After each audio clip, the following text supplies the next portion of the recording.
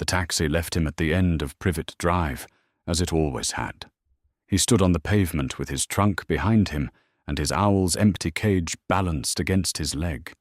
Hedwig was travelling on ahead, which had seemed sensible at King's Cross, and now left him with an inexplicable sense that something essential was missing, and looked at the familiar stretch of identical houses. Each one painted the same shade of magnolia, each front garden arranged with the same studied tidiness, as though the residents had convened a meeting once and voted that anything suggesting individual personality was to be firmly discouraged. He had lived at the end of this street for 16 years, and still could not locate himself within it from the outside without counting. He counted from the corner. 4th on the left.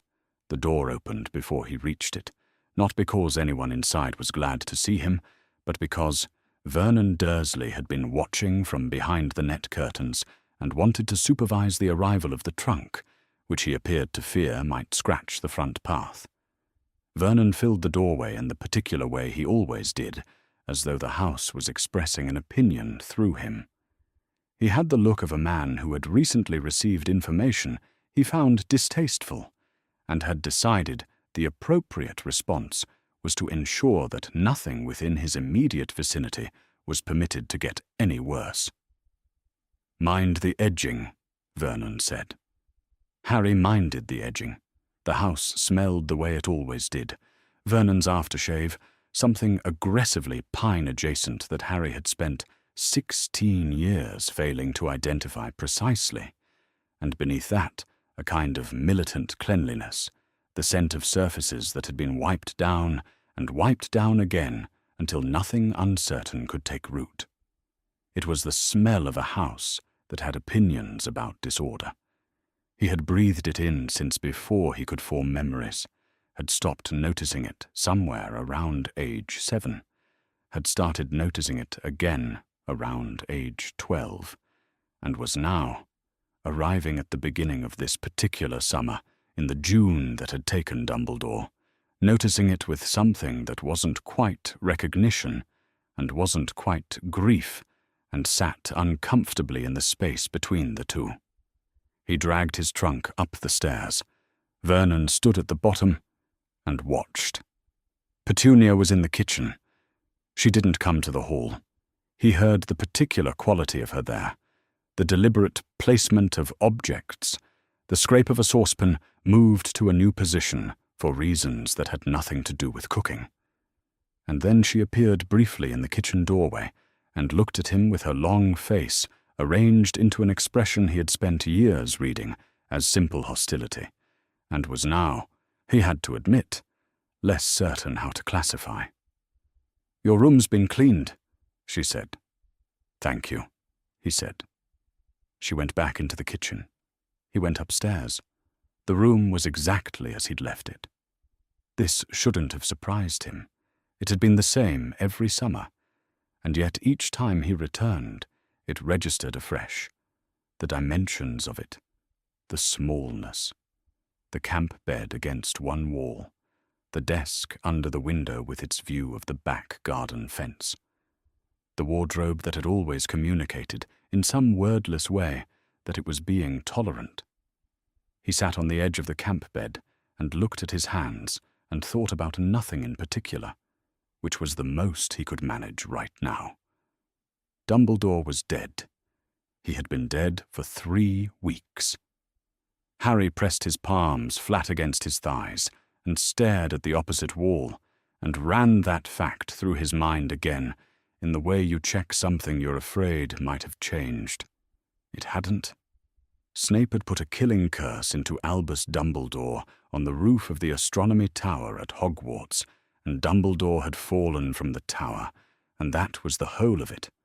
No clause, no reprieve, no second part where it turned out to be something other than what it was. Just the fact, sitting in the center of his chest like something swallowed wrong. Something that couldn't be shifted by breathing or by not breathing. He thought about Sirius, too, though that was older grief and different in its texture.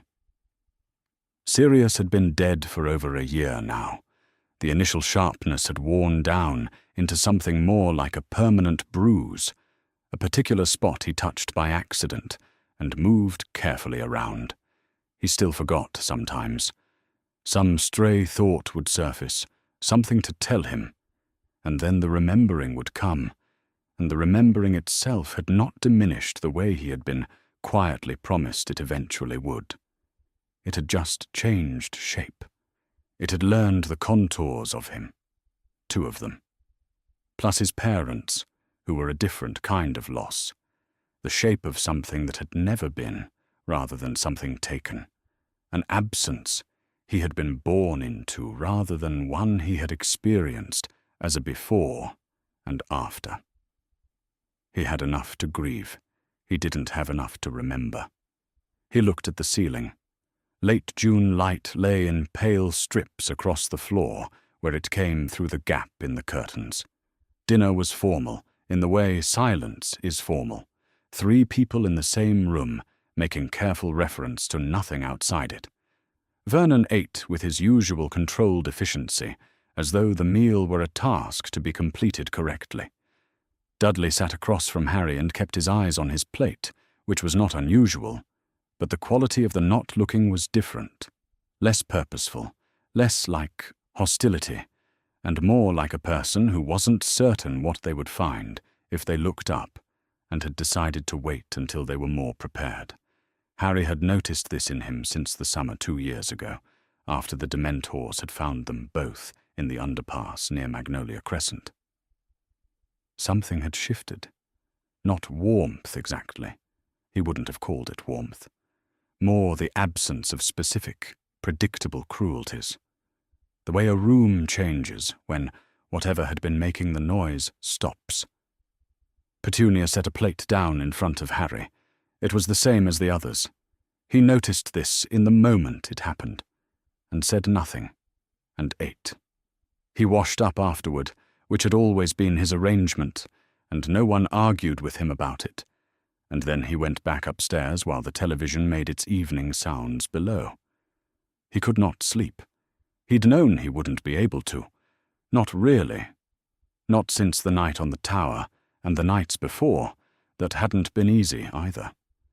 On the train down, he'd been too exhausted for the wakefulness to register as anything but moving. Here, lying in the dark with nothing requiring his attention, and no one relying on him for the next several hours, it had nowhere to be but present. He thought about the Horcruxes. This was the appropriate thing to think about, the thing Dumbledore had spent a year preparing him to understand, and had not quite finished preparing him, and was now no longer available to continue. 7 Horcruxes in theory. 1 destroyed years ago, Tom Riddle's diary, though he hadn't understood what it was at the time. 1 more destroyed by Dumbledore, the ring. That left 5.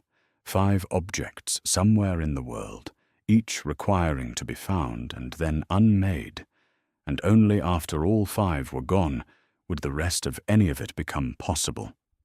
Only then would any of it mean anything. He turned this over in his mind and found that it looked the same, no matter which way he approached it, and offered nothing in the way of comfort. And after a while he stopped approaching it, and just let it sit there. He did not think about his mother. He had learned, over the years, not to, in the specific way you learn not to press a bruise, not because the feeling had gone, but because it had nowhere useful to go.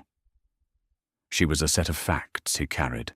Green eyes, red hair, dead at 21, brilliant at charms and potions, killed defending him from something she could not stop. He had enough to grieve. He didn't have enough to miss her, which was its own particular grief, though one he rarely gave a name. He got up at 3 in the morning to use the bathroom. The landing was dark, except for the thin, yellow line beneath Petunia's bedroom door. He stopped walking. She was awake. At 3 in the morning, with the house silent around her and Vernon presumably asleep, Petunia Dursley was awake and had a light on. Harry stood in the dark corridor and looked at the line of light, and the thought of knocking occurred to him in a detached, almost curious way, arrived as a possibility rather than an intention, because his hand didn't move toward the door, and the door didn't move, and nothing on the other side of it moved either.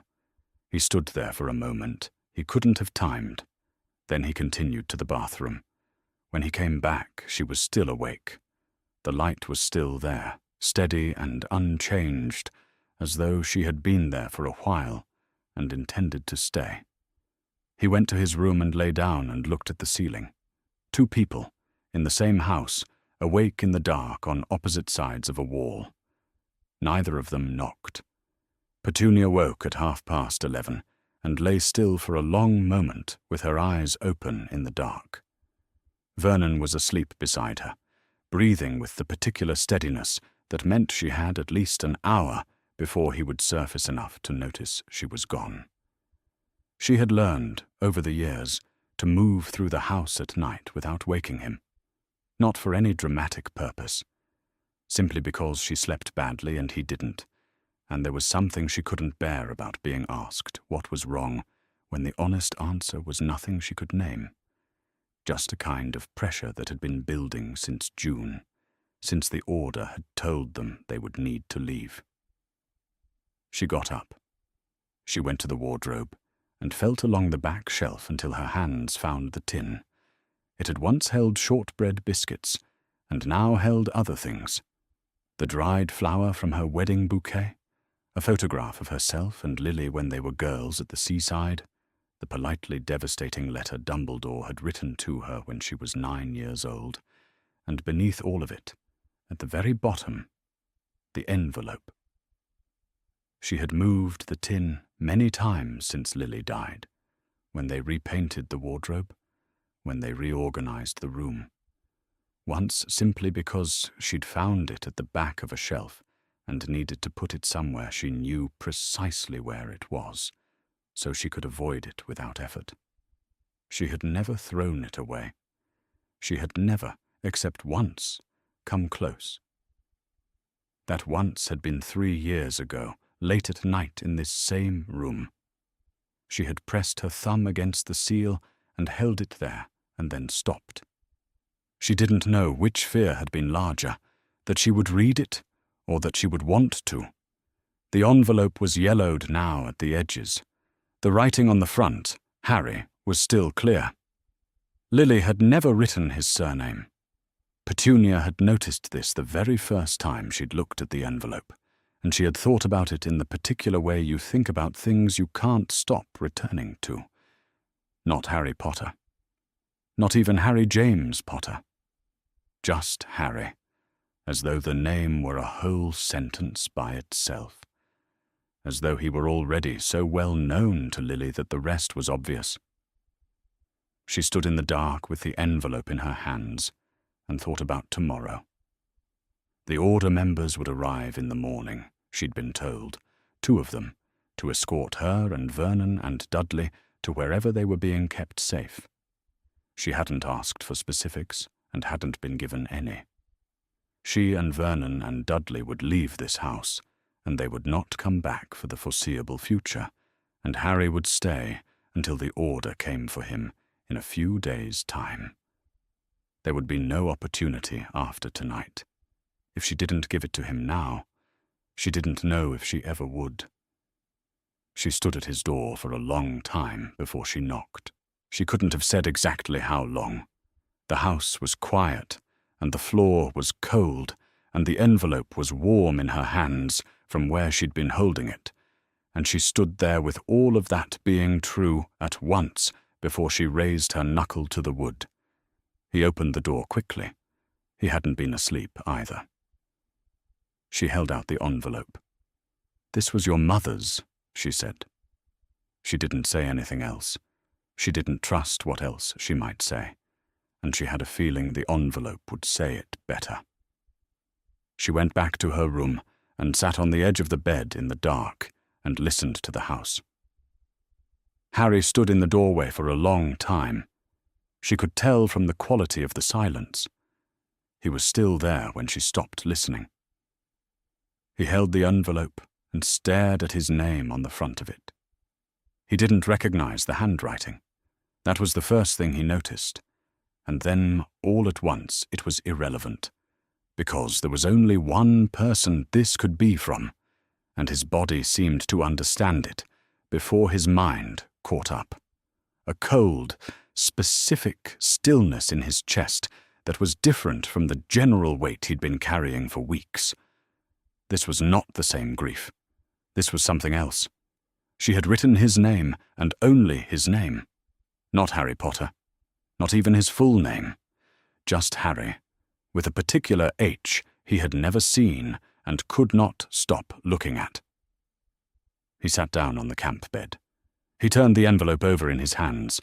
The seal was intact, unstretched, unbroken, as though no one had ever done what he was about to do, and he set it on the desk before he opened it, because haste felt wrong in a way he didn't examine. Then he picked it up and opened it, slowly, and unfolded the pages inside. The letter was 2 pages in the same handwriting as the envelope. He read it slowly, and then again from the beginning. If you are reading this, I am already gone. I hope you're very old, and that this letter has been completely pointless for decades. I am a Gryffindor, and we plan for the worst. So here I am planning. I want to tell you about yourself first, before anything else, in case no one else has. You might have my eyes. I've been told they are notably green. You certainly don't have my hair. Your father felt strongly that at least one of us should be capable of a dignified mourning, and he has won this argument by default. I have red hair, and I am 21 years old, and I am very good at charms and rather terrible at accepting that some things cannot be reasoned with. I argue with the people I love most. If you do the same, we have that in common. I want to tell you about your father. He was the bravest man I ever loved, and also the most infuriating, and you should understand both of those things about him equally. He could walk into a room and make it better without trying. He could also walk into a kitchen and make it significantly worse, with effort. Do not let anyone tell you that talent in potions extends to cooking, because your father disproved this thoroughly and repeatedly. What he could do was notice when you were hurting before you had noticed yourself, and then do something about it, something so ridiculous you'd be annoyed, and it would work anyway. He was the best person I know. He loved us both completely. Your godfather is Sirius Black. If things went the way I hope they went, he is the one who has been raising you since this letter started being necessary. He is loud and occasionally reckless, and his sense of humor does not always land, but he swings for the extraordinary. He argues like he loves, with his whole body, nothing held back, and he means every word of it, even when the words are absurd. He has been your father's best friend since they were 11 years old, and I cannot imagine a better person for you. Trust him. He has earned it. Remus, Moony, will have no idea what to do with a baby, but will read you poetry about stars. Our Wormtail, always the nervous one, always reaching for what he's afraid will slip away. Peter Pettigrew. Tell him I said he was braver than he knew. Now, I need to say something about your Aunt Petunia, because I gave her this letter, and I want you to understand why. She and I were close once, when we were very young, and then we weren't, and the distance between those two things is a long story that belongs to her as much as to me. But I know her. I know her well enough to know that she keeps things. She keeps things she doesn't know how to talk about, things she is frightened of, things she is not ready to look at. She keeps them carefully, and she puts them somewhere she knows precisely where they are. I trusted her with this letter, not because things were simple between us, but because I know she will not throw it away. That is a kind of loyalty, even if it doesn't look like the usual kind. Be patient with her if you can. I think she may surprise you. I love you, Harry James Potter. I loved you before you knew what love was, and I will love you after I'm gone, and if love can do anything at all against what's coming for us, and I believe it can, I have to believe that, then you have more of it in your corner than you know. Your mum. He sat on the floor. He wasn't certain when he'd moved from the bed to the floor, only that at some point it had seemed right in the same way that nothing else did. He thought about Sirius. Sirius, who was dead, killed a year ago in the Department of Mysteries, gone on the wrong side of a curtain while Harry watched. Lily had placed him in Sirius's hands as the best thing she could do for him, and then the world had taken Sirius away too, first with Azkaban and then with Bellatrix Lestrange, and Lily had not known. Of course she hadn't known. She had died before she could know anything. He thought about Peter Pettigrew, braver than he knew. Lily's voice, warm on the page, writing about a man who had already given her location to Voldemort, who had been always reaching for what he feared would slip away, and what he'd reached for had been his own life at the cost of hers. Harry sat on the floor of his room with the letter in his hands, and did not cry immediately. He just sat with it. Then he did. The kitchen light above the stove cast everything in a low amber. It was the only light on in the house, the one Petunia left burning when she expected to move through the kitchen in the night, and it turned the familiar room into something slightly different from what it was in daylight, all the ordinary objects halved in shadow. Petunia was at the sink. She was washing up, though as far as Harry could tell there was nothing to wash. The dishes from dinner were already clean. She was working on a cup, moving a cloth over it in slow circles, and she did not turn around when he appeared in the doorway. Outside, the street was quiet. The clock on the wall said 2:30. "Sit down if you're going to be in here," she said. Harry sat down at the kitchen table. He had not planned to come downstairs. He had been on the floor of his room, and then in bed, and then not in bed, and then here, at the bottom of the stairs with the letter folded in his pocket, and Petunia standing at the sink as though she had been waiting for him to arrive, or as though she hadn't been thinking about him at all. He didn't know which. He didn't, he realized, know most things about Petunia Dursley. He had lived in her house for 16 years, and he knew almost nothing about her inner life except what Lily had just told him. He looked at the table. He looked at the cup she was washing, which was already clean. "When did she give it to you?" he asked. The sound of water. Petunia moved slightly at the sink, a small adjustment of her weight from one foot to the other, the way someone does when they're deciding something. "August 1980, she said at last. "It came in the post, inside the letter she sent to tell me you'd been born." A pause. The birth announcement. There were 2 envelopes inside each other. The outer one was the announcement itself. Ordinary. Just her handwriting on the outside, my name and address. The inner one was sealed separately.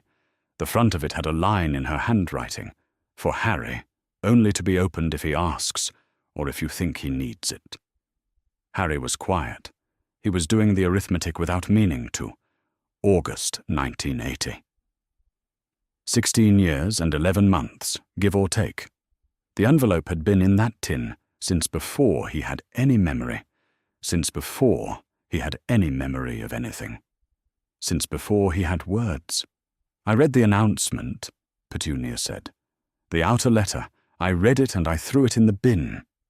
She said it flatly, with no particular emphasis, as though reporting a fact about a stranger. "The inner one I kept." "Why?" Harry said.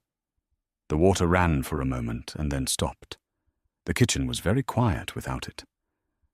"I don't know," Petunia said, and then, after another pause, "I couldn't.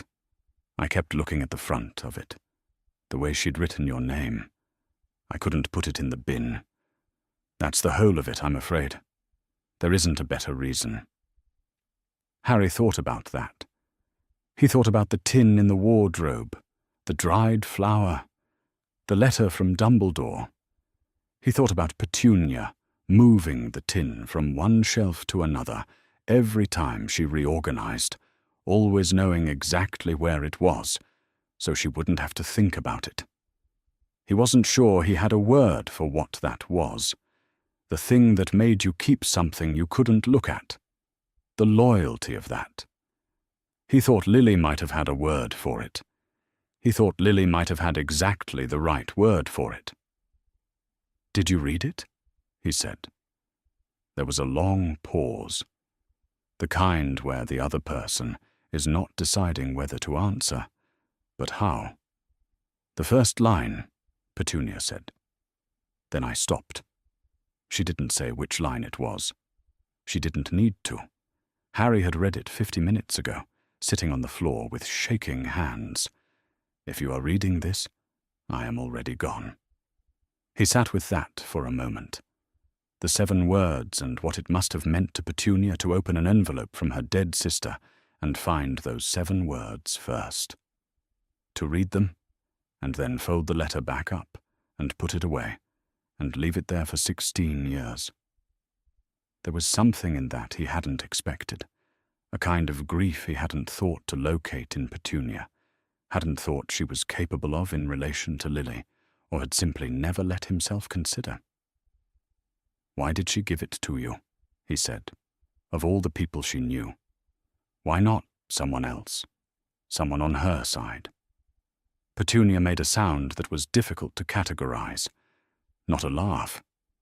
Something adjacent to one that had decided not to commit. "Because she knew I would keep it," she said, "even when I didn't want to." A pause that had a weight in it. "Even when I hated her for making me." Harry didn't say anything. He didn't think there was anything to say to that, because it landed the way true things do, complete, not requiring addition. He looked at Petunia's back at the sink, the particular arrangement of her thin shoulders, the way she was very still while her hands kept moving, and he thought about the sentence in Lily's letter that he had returned to 3 times already. "I know her. I know her well enough to know that she keeps things." Lily had known. He noticed it. Then. The way you notice something you've been watching for several minutes without registering it properly. Petunia was wiping the cup dry that she had already wiped dry.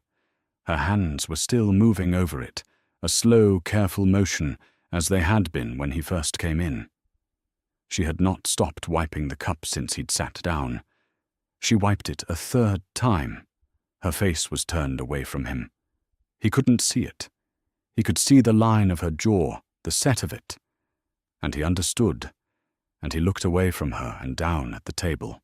"I'm going back upstairs," he said. She didn't say anything. She didn't tell him to go to bed. He went upstairs quietly. Vernon was still asleep.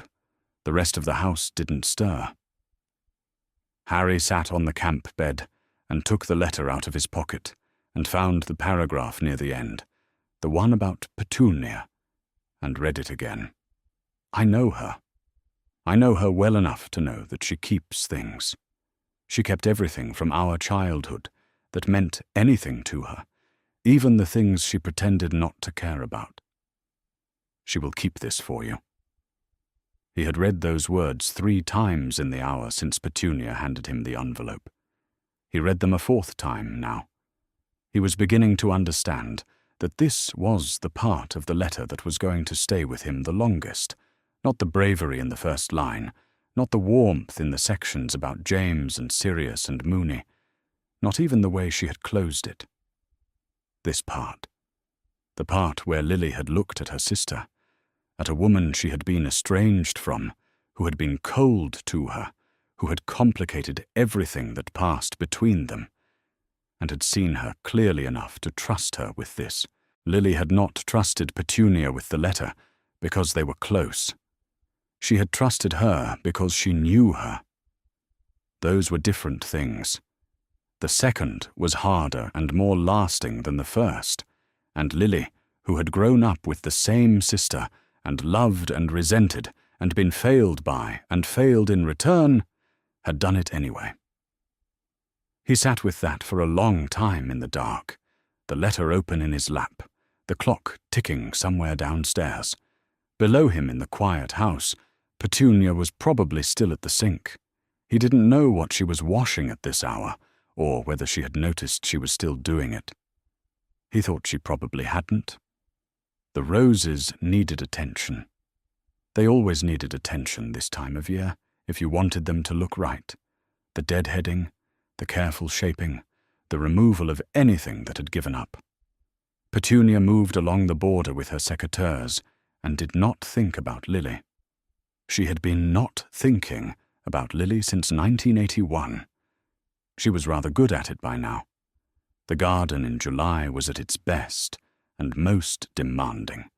The flower beds wanted constant management, the kind of sustained effort that justified an entire morning, and would show results for weeks if you did it properly.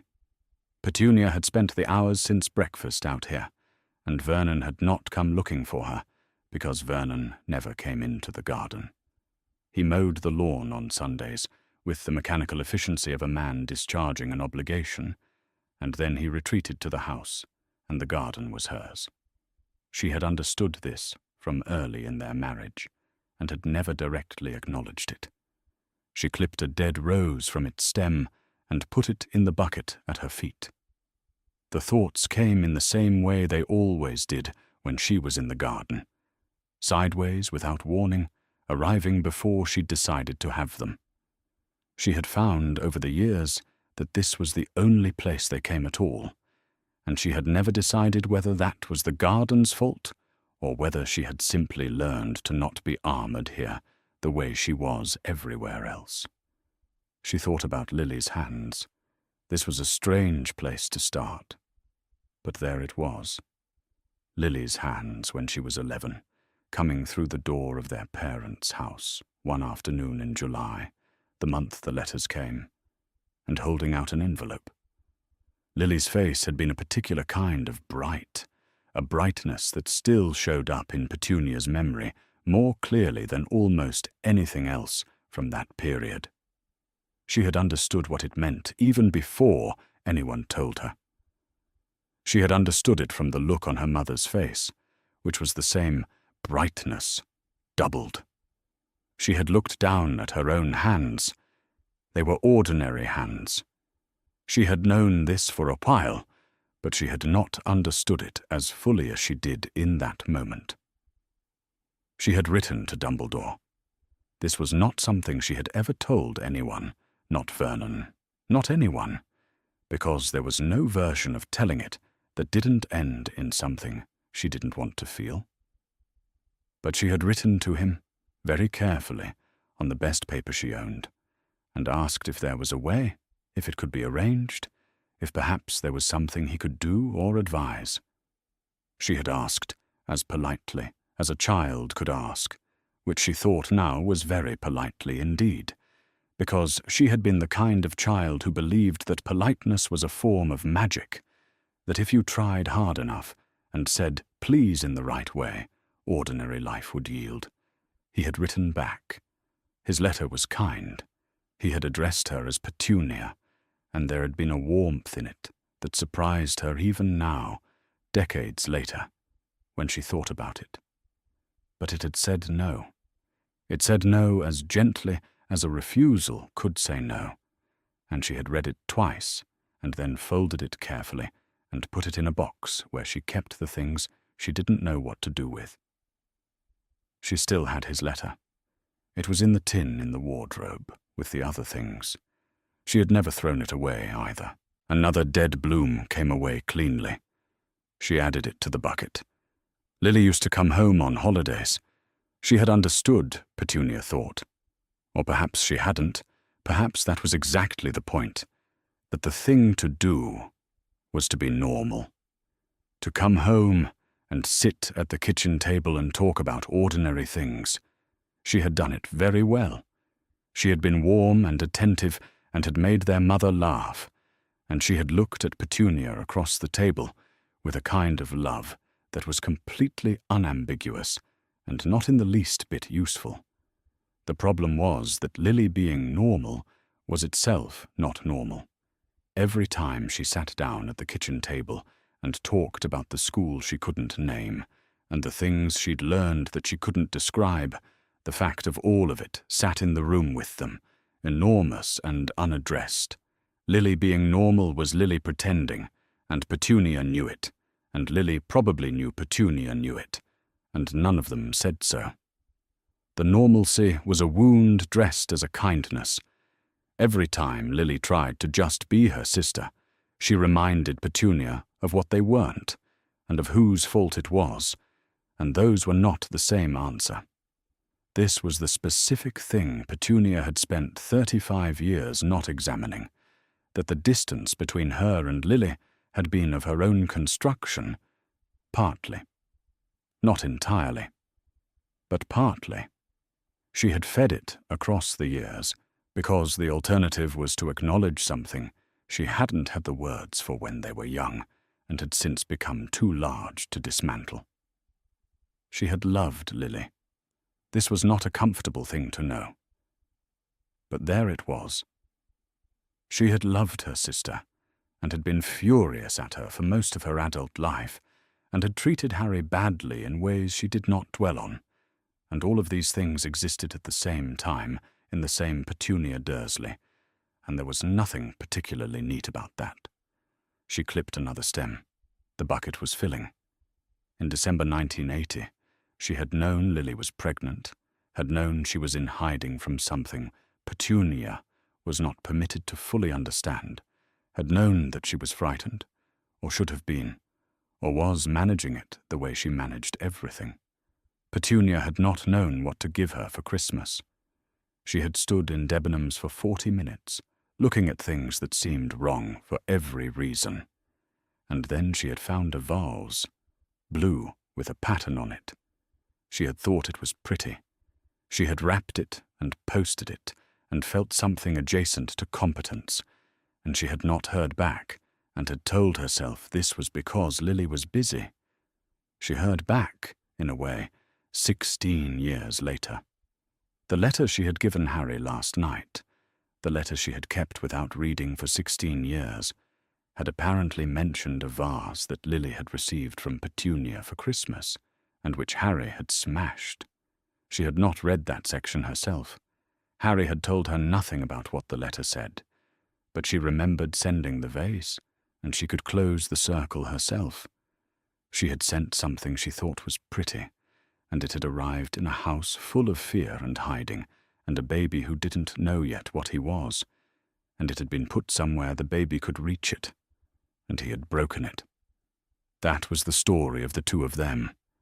She had given what she had, imperfectly, without knowing how to do it better, and it had arrived wrong in a world she couldn't fully see, and it had broken. She heard the back door open. Vernon came across the lawn with the slightly tentative quality of a man who understood he was entering contested territory. He stood near the edge of the flower bed and watched her clip another rose, and then he said something about Harry, about the boy, he said, in the tone he always used, the same tone he had used for 16 years. And what he said was the same kind of thing he always said, which was that it was a lot of trouble, and what they put up with, and some comment about the upcoming departure that placed the inconvenience of it squarely on Harry's existence rather than on Voldemort's. "Leave him alone, Vernon," Petunia said. She did not stop pruning. She said it in the same tone she used to say, "Pass the salt." Vernon was very quiet for a moment. "Petunia," he said, beginning something. "Please," she said. "I'm working." She heard him go back across the lawn. She heard the door. She kept clipping. The afternoon went long and warm, and she worked until her hands ached, and then she went inside and washed them at the kitchen sink, and after a while she went to the bedroom and took down the box from the top of the wardrobe. Not the tin, a different box, a shoebox that had been up there since the early 90s. She sat on the edge of the bed and looked through it. There were photographs. Lily at 15 with her hair lit up by sunlight in the back garden of their parents' house. Their parents at the seaside, squinting. Several photographs of nothing important. A birthday party, a Christmas, the living room with tinsel, and near the bottom, the one she had known was there without having looked at it in years. The two of them together.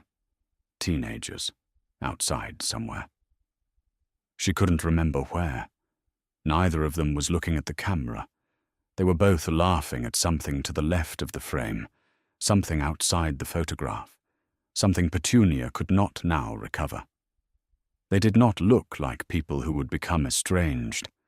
They looked like sisters. Petunia sat with it for a long time.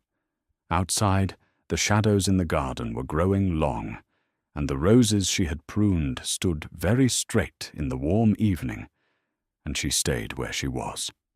He wrote the letter early in the morning, before the house was fully awake, sitting at the desk in his room, with the July light coming thin and pale through the curtains. He had been trying to work out what to say since before dawn.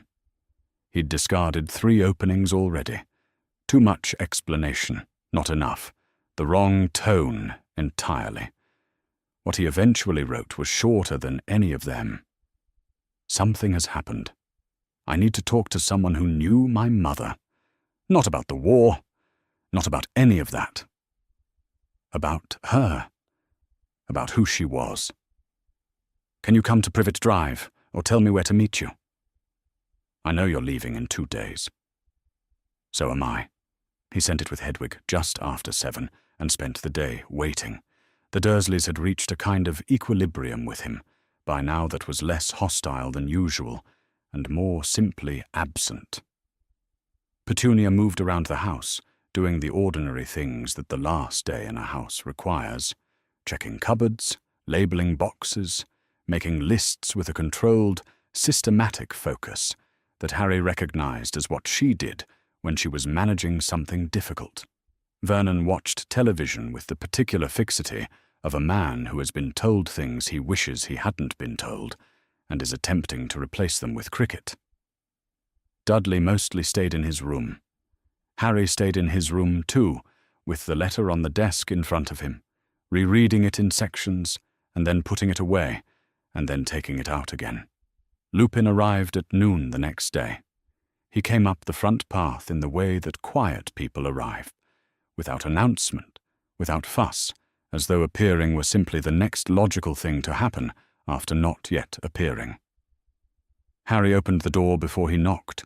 Lupin looked older than Harry remembered him from the order meetings earlier in the summer. Thinner in the face, with new grey in his hair, and carrying the particular kind of tiredness that doesn't come from one bad night, but from a long accumulation of them.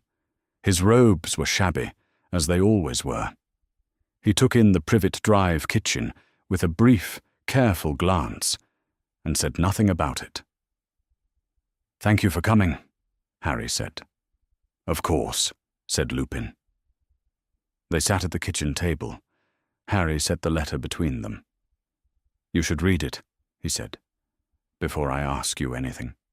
I think it'll be easier if you read it first." Lupin looked at the envelope for a moment. Then he picked it up and drew out the letter with the same care Harry had the night before last, and unfolded it. He read slowly. His expression was very still, the kind of stillness that isn't neutrality, but its own form of effort. Harry watched him move through the pages, and then saw him stop. The stop happened in the middle of the second page, and Harry knew, without being able to see the exact words, which line it was. Lupin set the letter down. He stared at the table. She called me that until the end, he said quietly. Even in letters she knew James would read. Harry didn't say anything. He let that sit. After a moment, Lupin folded the letter with care and set it back on the table between them.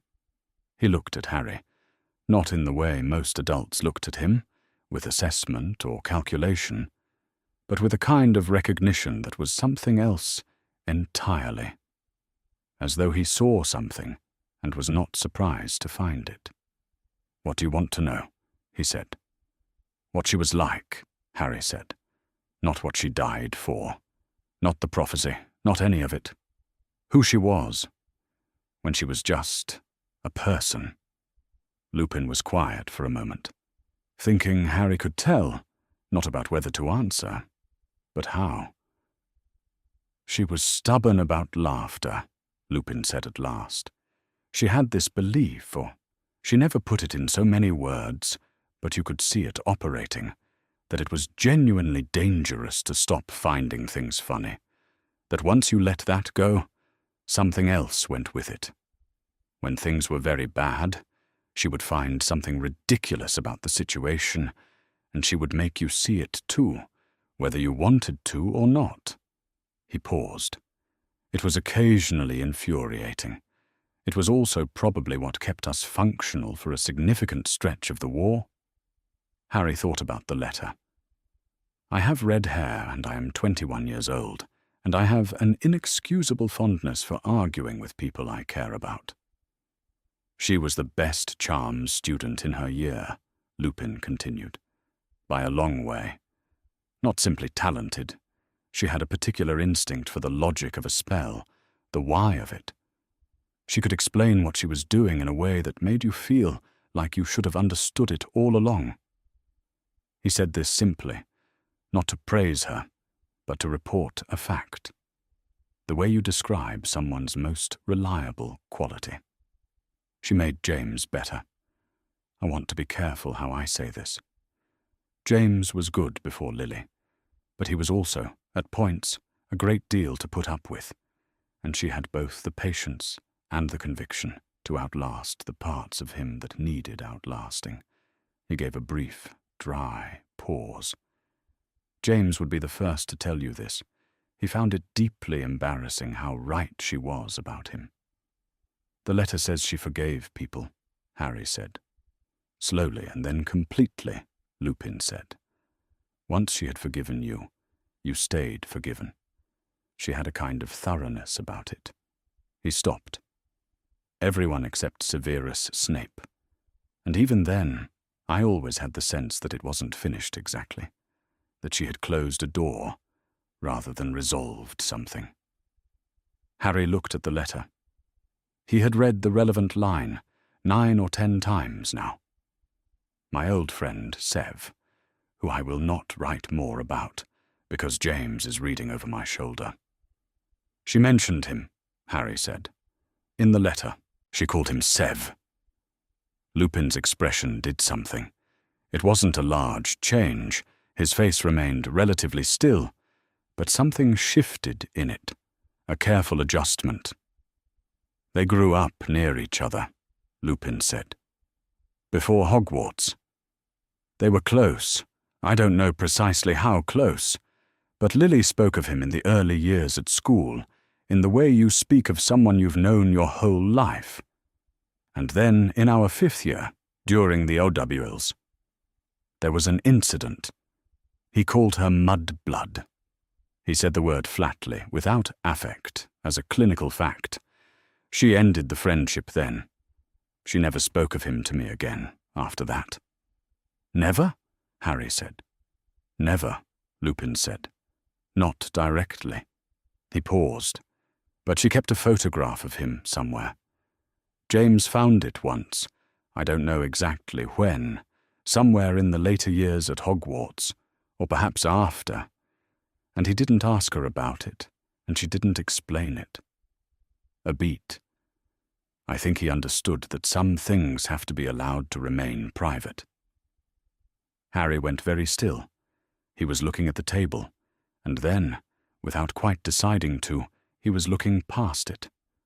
at the closed kitchen door, at the hallway beyond it, at the house that had been, until 2 days ago, only a place he endured. Lupin had just said that Lily kept a photograph of a person she no longer spoke to, that she had put it somewhere and not thrown it away, even when it would have been reasonable, even when it might have been easier. Harry thought about a tin inside a pair of winter boots at the back of a wardrobe. He thought about 16 years of the same envelope, moving from one shelf to another, always known, always kept, never opened.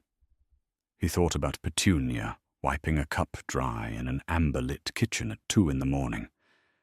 "She keeps things," he said. He was not particularly speaking to Lupin. He was not particularly speaking to anyone. "It's a family trait."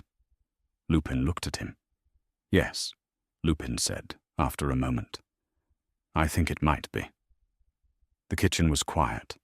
Outside, somewhere on the street, a car passed, and then was gone. Harry picked up the letter from the table and folded it back into his pocket, carefully, the way you put back something you intend to carry for a long time. He walked for a long time before he found a bus that would take him anywhere useful. Little Whinging was not a place designed for pedestrians without a destination, which meant that Lupin, moving at the pace of someone who needed to move but hadn't decided where, walked for the better part of an hour through streets that grew gradually less residential, and then more so again, before he found a stop that made sense. He didn't particularly mind. He had discovered, over the course of a life that had required a great deal of managing, that walking was the only reliable method of transporting grief from one place to another without it becoming heavier. He had known such a letter might exist. Lily had been exactly the kind of person who would have written one, methodical about the things she loved, thorough in her preparations, unwilling to leave something important unsaid when there was still time to say it. He had known, in a distant, abstract way, that she had probably written letters in those final months. Letters to Sirius, to him, perhaps to others. Letters for if. He had hoped she hadn't written one to Harry. Not because it wasn't a good thing. Not because he hadn't been moved, sitting at that kitchen table with the pages in his hands, reading her handwriting after 16 years. He had been moved in a way he was going to need several hours alone to manage properly. He had hoped she hadn't written the letter, because a letter like this means she had known, at some level, that she might not make it, had sat down and looked that possibility clearly in the face, and prepared for it. The way Lily always prepared for things, the way she'd always been better at facing difficult truths than any of the rest of them. She'd been 21 years old.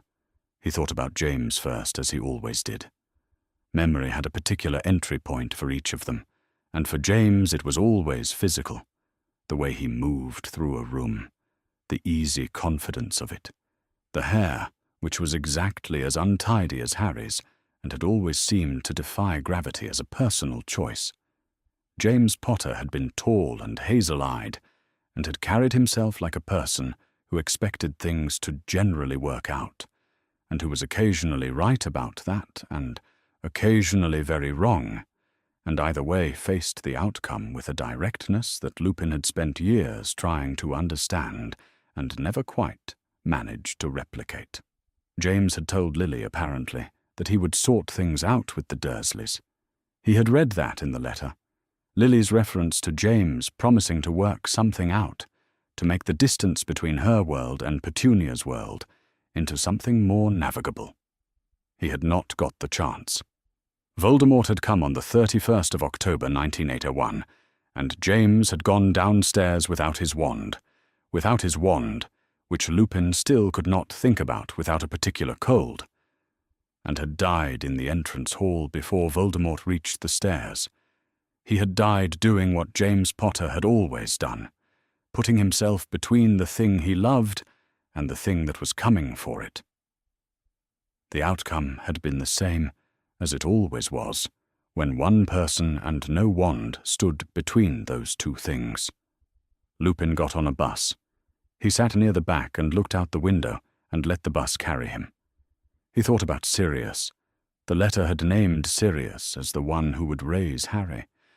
Lily had named him carefully, with the particular warmth she reserved for people she genuinely trusted, and she had described for Harry what she hoped Sirius would give him: recklessness, and love, and the kind of friendship that argued at full volume and meant every word. It was exactly right. It was exactly Sirius, and he had been exactly the right person for it, and he had not been able to do it because the plan had failed in 3 distinct stages before it had the chance. First, the night itself, Voldemort, Godric's Hollow, the house.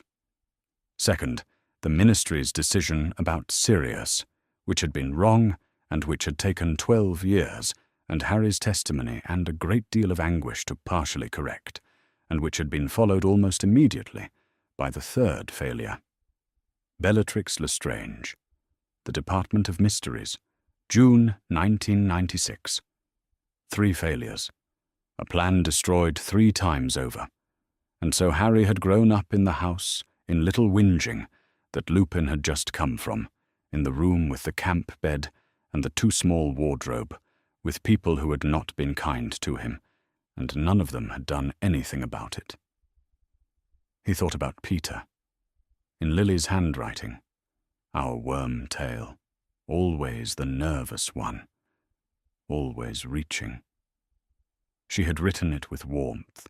He could see the warmth in the choice of words, in the rhythm of it, in the way she had placed Peter alongside James and Sirius and Remus, as though they were equally and straightforwardly hers, which they had been once, when all of them were 19, and the war was something that happened to other people, and the worst thing about Peter was his anxiety and his habit of reaching for things he was afraid would slip away.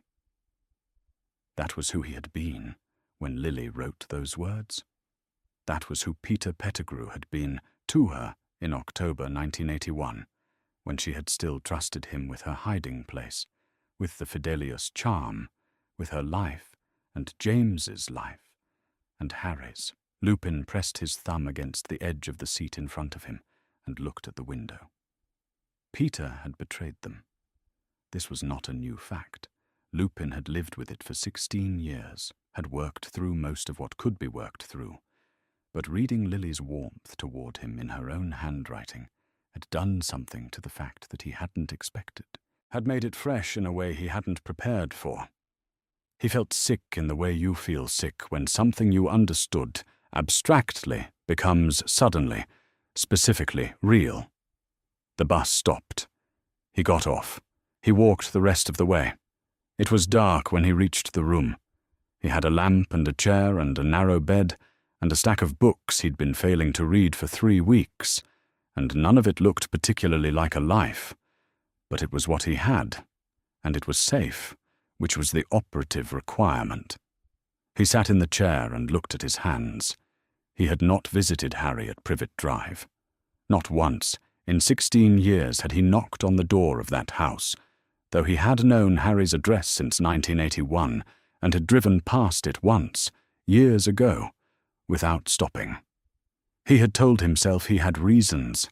The condition, the Ministry's restrictions on registered werewolves, made certain kinds of contact complicated, certain appearances unwise. The sense that Dumbledore would tell him if Harry needed anything. The sense that it wasn't his place. These were reasons. They were also, he understood now, in the particular clarity of a late night and a letter from a dead woman he had loved. Excuses. Good ones. Credible ones.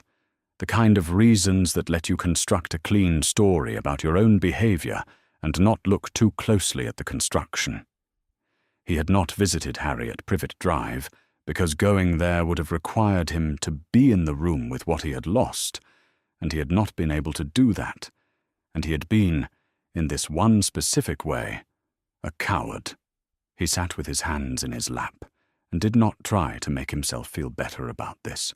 He had found, over the years, that the appropriate response to having done something wrong was not to feel particularly terrible about it, but to make a decision about what to do going forward and then do it. The guilt was useful for approximately 5 minutes. After that, it became indulgence. If they survived this, and he was going to think in terms of if, because if was honest and because Lily, who had known she might not make it, would have approved of the honesty, he was going to tell Harry everything he knew about her. Not the version he'd offered today, careful and considered and shaped for a 16-year-old sitting across a kitchen table. Everything, all of it, without the management. He owed Lily that, at least. He owed her the version she'd have wanted her son to have, the real one, with the laughter and the fury and the exactness of her judgment, and the way she'd made all of them, at various points, be better than they would have been without her. He turned off the lamp. He lay on the narrow bed in the dark and did not sleep immediately. And then, eventually, he did. The line in the letter was, "My old friend Sev, who I will not write more about, because James is reading over my shoulder and trying to pretend he isn't." Harry had read it a dozen times now. He had read it the way you read something you can't fit into the shape of what you already know. Returning to it, approaching it from different angles, putting it down and then picking it up again when you thought you were ready and discovering you weren't. Lily had called Snape a friend. Past tense, clearly. Old friend. The phrase of someone who was referring to something that had already ended. But she had not left him out. She had not written around him, had not simply omitted the name in the way you omit things you want to forget. She had put him in with the particular affectionate exasperation of someone who had loved and been failed by the same person, and had not fully resolved which feeling was larger. And then she had stopped because James was reading over her shoulder. Harry tried to hold these two things at once. Snape killed Dumbledore. Snape was Lily's friend. He was not certain the two things fit in the same space. He was not certain they were supposed to. He knew what Snape was. He had watched him walk away across the Hogwarts grounds in June with fire and chaos at his back, watched him deflect every curse and counter nothing, watched him leave, efficient and indifferent, while the dark mark rose above the tower where Dumbledore had fallen. Snape was a Death Eater.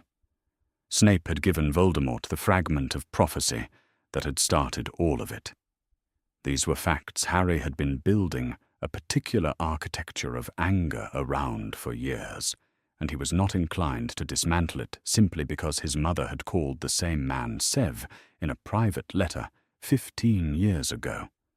But Lily had called James the bravest man she'd ever loved, and also the most annoying. She had written about Sirius with reckless devotion. She had written about Peter Pettigrew with warmth, and Peter Pettigrew had betrayed her to Voldemort, and Harry had read that section of the letter and felt sick.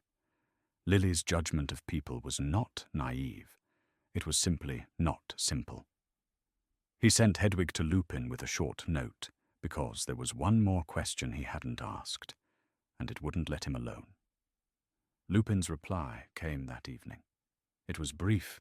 Lupin knew that Harry was leaving in 2 days, and was being precise with what he gave him. The note said, "They grew up near each other.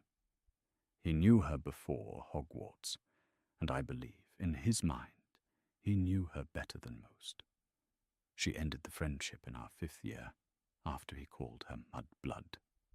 She never spoke of him to me again. What was in his mind after that, I genuinely don't know. Only Lily would have known, and she didn't say." Harry read this, and then read the last line of Lupin's note. He had added it separately, below a small gap on the page. "He killed Dumbledore," Harry had written. Lupin had written back, Yes, that was all. They had both run into the same wall. Harry put the letters in his pocket, alongside Lily's, and sat on the camp bed and looked at the window until it was dark.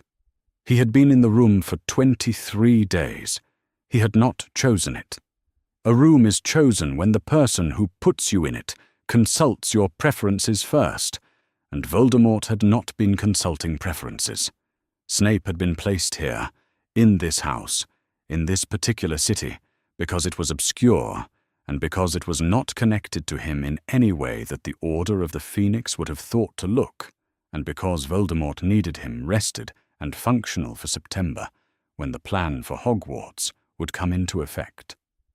Snape appreciated, in an abstract way, that he was being kept like something valuable. It was not a feeling he had sought.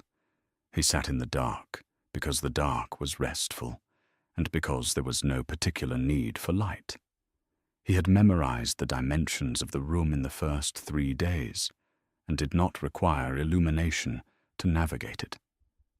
There was a window to the north, a wardrobe, a chair, a table with 3 books on it that he had already read. There was himself, which was the thing in the room he found least restful. He thought about Lily. He always thought about Lily. This was not something he had ever managed to change or substantially interrupt, and he had, over the years, largely stopped trying. It was a fixed feature of his internal landscape, the way certain mountains exist in the background of certain countries, always there, defining the horizon, never approached closely enough to see the details. He had learned to think around her, mostly. He had learned to think about other things while also thinking about her. He had not learned to stop. She would have written letters. This thought arrived without ceremony, as it had several times over the past weeks. The knowledge that Lily, who was the kind of person who wrote things down, who had always put the important things in writing because she did not trust the spoken word to carry the full weight, would not have left without saying what she needed to say. She had been 21, and she had known they were hunted, and she would have written letters. To Sirius, who would have been raising Harry. To Lupin, perhaps, her quiet Moony, who had no idea what to do with a baby. To James, though that was different. That was the letter you wrote when you shared a wall with the person. And it was still not enough. He was not in any of them. He was certain of this the way you are certain of things that don't require verification, things you simply know because you know the shape of the absence. She had stopped writing to him in their 5th year, and she had not restarted. He had given her no reason to restart. He was the name she had dropped from her correspondence, the person she had declined to include in the accounting of her life. The person she had stopped writing to. He was aware that this was appropriate. He was also aware that awareness of a thing's appropriateness does not materially change how it feels. The last time he had seen her alive was in the street.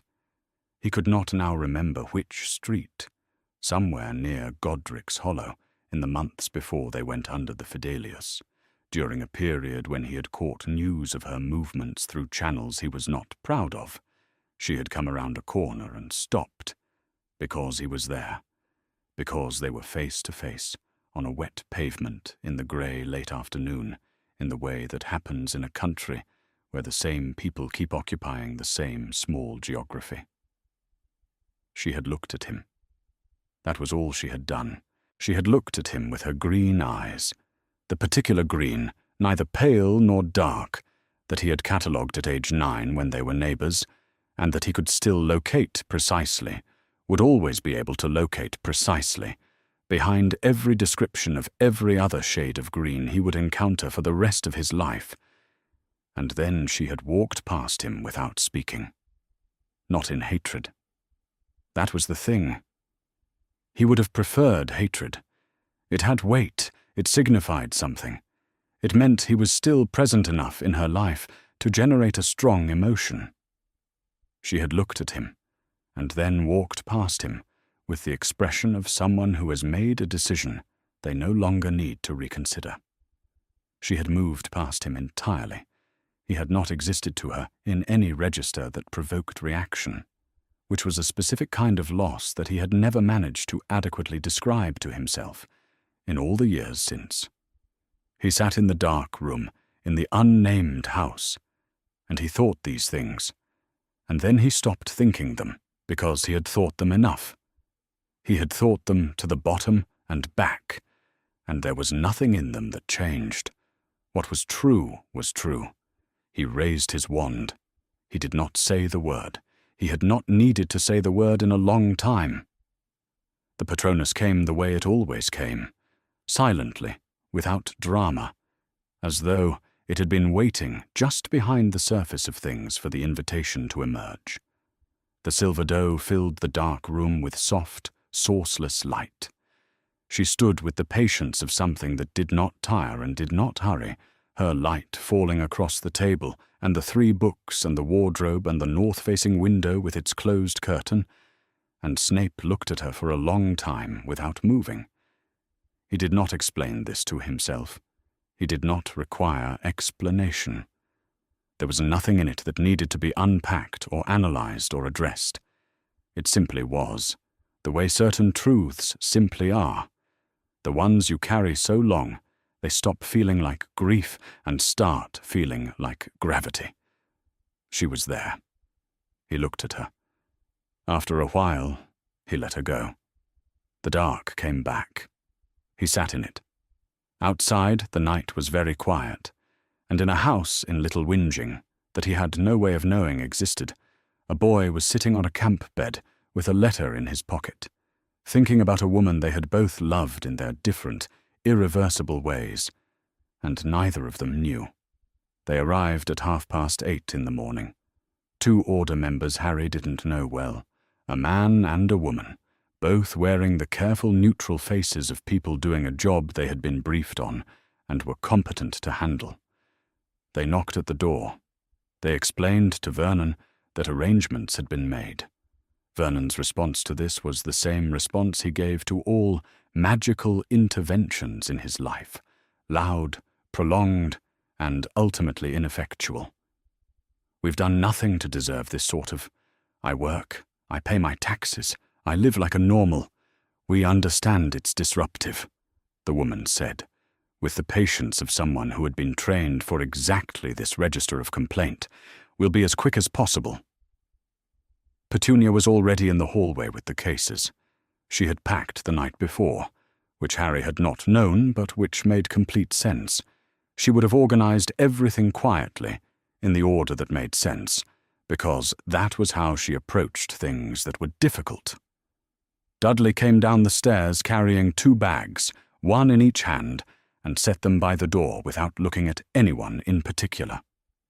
Vernon continued his objections in the direction of the male order member, who received them with the same composed steadiness his colleague had displayed.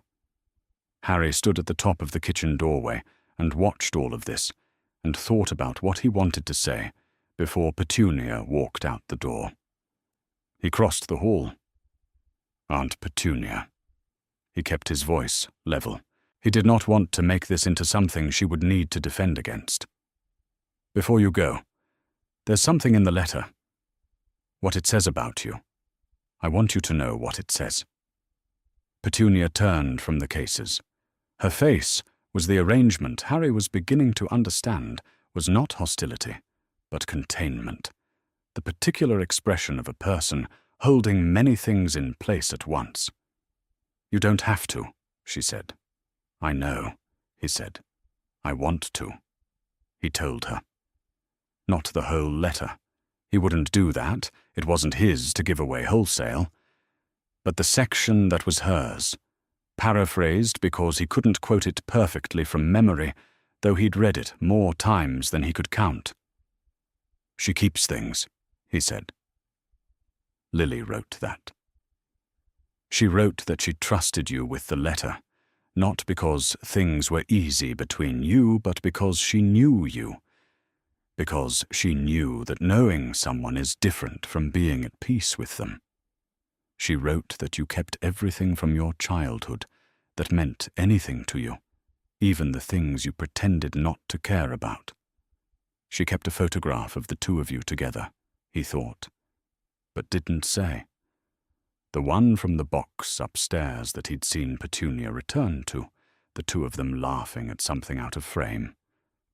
She knew that about you. She trusted it. He said it plainly, the way you deliver information rather than comfort, because that was what it was. He was not trying to make Petunia feel better. He was not trying to repair anything.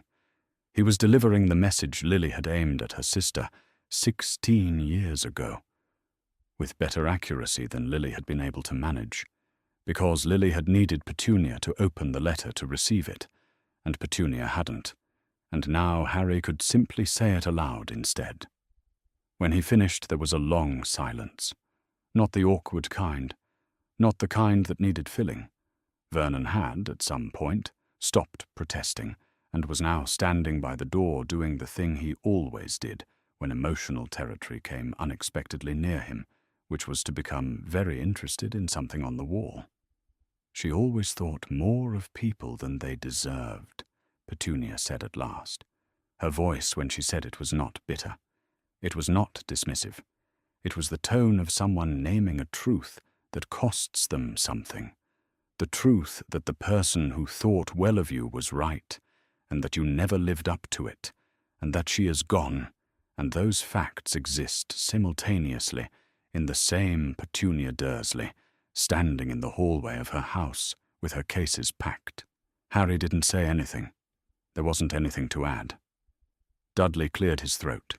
He was standing near the door with his 2 bags at his feet, and he had clearly been waiting for some moment to say something, and had been uncertain when the moment was, and had now decided. He walked over to Harry and held out his hand. Harry looked at it for a moment, and then shook it. "I don't think you're a waste of space," Dudley said.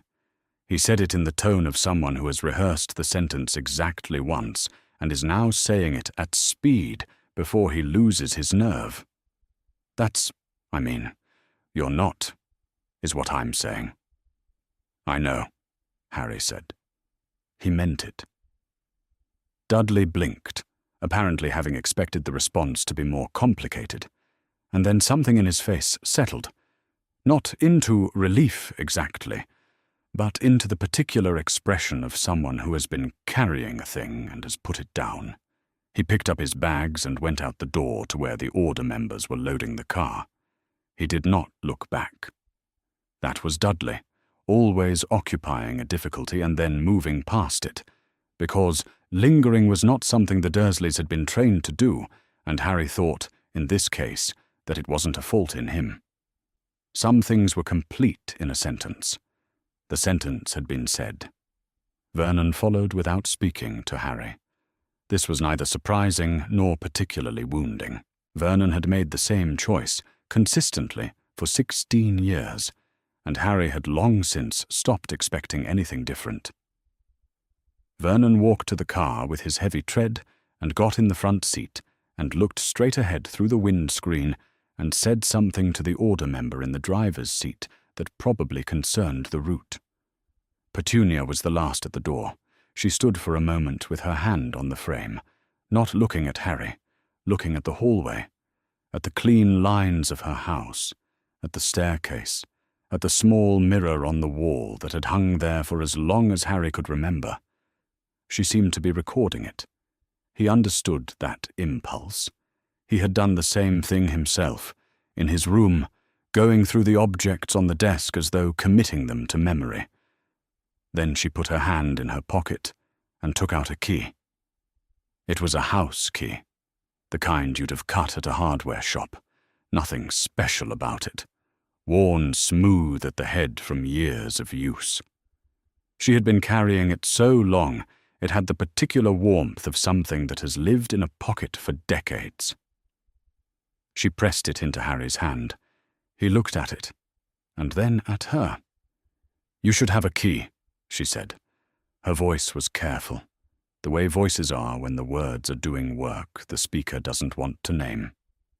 Harry closed his hand around it. "Thank you," he said, "for keeping it." She knew he didn't mean the key. He could tell she knew from the brief, controlled thing her expression did in response to it. Not quite a flinch. Not quite anything Harry had a name for, but something real. And then she walked down the front path to the car without looking back, and Vernon opened the car door from the inside, and she got in. The car moved. Harry stood on the front step of 4 Privet Drive and watched it go down the street. He watched it all the way to the end, to the corner, to the point where it was small enough that he could no longer see anything through the back window. And then it turned the corner and was gone. He had been watching for Petunia to look back. He hadn't known, until the car reached the end of the street, that he was watching for it. And then it happened, and he understood he had been waiting the whole time. She had. Just before the corner, a single turn of her head, facing back through the glass, toward the house and whatever was standing in front of it. He wasn't certain she could see him clearly from that distance. He wasn't certain it mattered. She had looked. That was the thing. She had turned around and looked, and that was more than he would have expected from her 2 weeks ago, or 2 years ago, or at any point in the 16 years he had known her, and he stood on the step and watched the car go around the corner until there was nothing left to watch. He stood on the step for a moment longer. Then he went back inside, into the quiet house, and closed the door. He was alone. He took the key out of his hand and put it in the inner pocket of his jacket, where the letter was already folded, and he felt the two of them settle together. The key and the letter, Petunia's and Lily's, the thing kept for 16 years, and the thing it had been kept for, and he left them there. The house was quieter than it had ever been while people were living in it. Harry noticed this first as an absence of sound, and then, more precisely, as an absence of specific sounds. No television from the front room, where Vernon had spent every evening of every summer. Harry could remember filling the house with whatever the news had decided to be upset about. No footsteps overhead, Dudley's particular tread, the one that landed heavier on the right foot, which Harry had been listening to through ceilings since he was small. No Petunia in the kitchen, no particular clatter of organization that had always been the acoustic texture of the house running itself, just the refrigerator and the clock, and the particular way an empty house settles into itself, which is different from the way a house sounds when the people inside it are simply being quiet. He sat at the kitchen table. He sat at the kitchen table for a long time without doing anything in particular, because there was no particular urgency, and because this was where he needed to be first. He couldn't have explained why. The kitchen table was not a place he had any particular attachment to. He had eaten at it in silence for 16 years, had washed up at the sink to its right for 16 years, had existed in this room without it ever feeling like a room that was his in any meaningful sense. But Petunia had stood at the sink 3 nights ago, and he had sat at this table, and something had been said that needed to have been said, and the table was where it had happened. The cup she had wiped dry 3 times was still on the draining board. She had left behind only the things that were already the house's, rather than hers. The stove light above the sink was off now, in the morning, but he could still see the kitchen in the amber of it, the way it had looked at 2 in the morning, when Petunia had told him when the letter came, and why she'd kept it, and had cried without turning around to show him. He got up eventually and went upstairs to pack. He had very few possessions. This had always been true. The Dursleys had never been generous with things to own, and it had become, over the years, a habit of lightness that was sometimes useful, and sometimes not. He went through the items on the desk and in the wardrobe methodically. Robes, textbooks, the few books that were his rather than school-issued, the invisibility cloak that he kept always in a particular place where he could reach it quickly. He placed things into his trunk in the order that made sense. He was nearly finished before he found the photographs. They were at the bottom of the desk drawer, where he had put them at the beginning of the summer, and then not taken them out again, because taking them out required looking at them, and looking at them in this house, in this room, had always felt like a particular kind of exposure, like bringing something too important into contact with something too ordinary. But he would not be coming back to this room, and the photographs were his to carry, so he took them out. His parents. He stood at the desk with a photograph in his hand and looked at Lily's face, the red hair, the green eyes that he had spent 16 years being told were his, and that he understood now in a way he hadn't last week.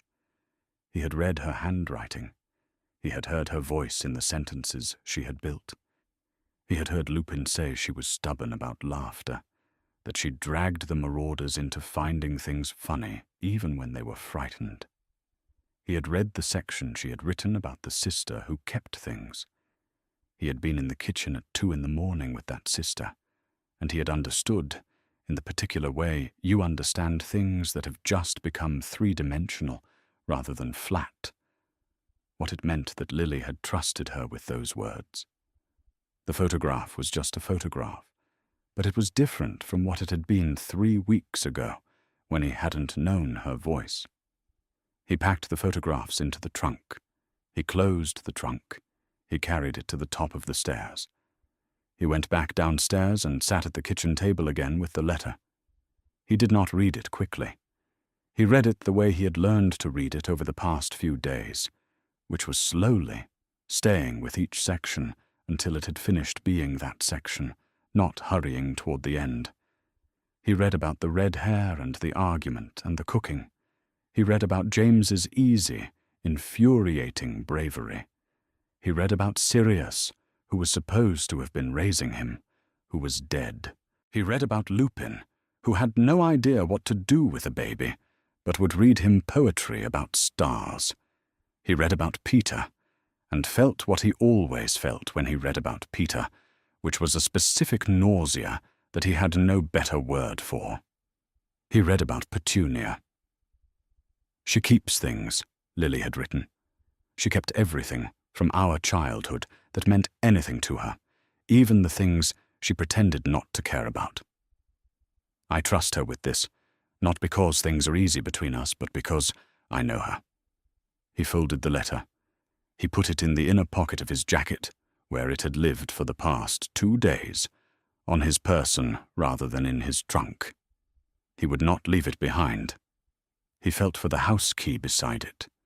Petunia's key, pressed into his palm that morning at the car door, and felt them settle against each other, the key and the letter, cool metal and folded paper.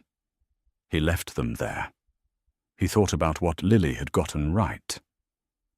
Not the war. She had been right about that, too, in a way that made him tired to think about, all the fears she'd written with the careful practicality of someone who expected them to be relevant. He'd grown up inside those fears without knowing that was what they were. But he didn't mean the war. He meant Petunia. Lily had sat down in Godric's Hollow in October 1981 and written a letter and thought carefully about who she could trust with it. And she had landed on her sister, the sister she'd been estranged from, who had called her world strange, and who had never managed to cross the distance between them, who had thrown away the birth announcement and kept the inner envelope and pressed her thumb against the seal once and stopped. Lily had looked at all of that and had said, "She keeps things." She had been right. She had been precisely, specifically, demonstrably right, and she had been dead for 16 years, and none of those years had made her wrong. It was possible to know someone clearly without being able to reach them. It was possible to understand someone's nature, to see it accurately and trust it completely, from behind a distance you couldn't close. He had not known this before this week. He was learning it now, at 16, from a letter his mother had written before he had words. He thought it was worth knowing. He thought it might be the most useful thing she had left him, more than the green eyes, more than the charms talent he might or might not have inherited. He waited. The house was silent around him. He sat at the kitchen table with his trunk at the top of the stairs and the letter in his pocket and the house key beside it, and he waited for the order to come. They would come when they came. He had been told approximately when, but not exactly, and exactly was not available, because they were in the middle of a war, and the middle of a war did not produce exact schedules. He would wait. He did not look around the house. He did not take stock of the hallway or the front room or the staircase. He had been in this house for 16 summers. He knew what it looked like.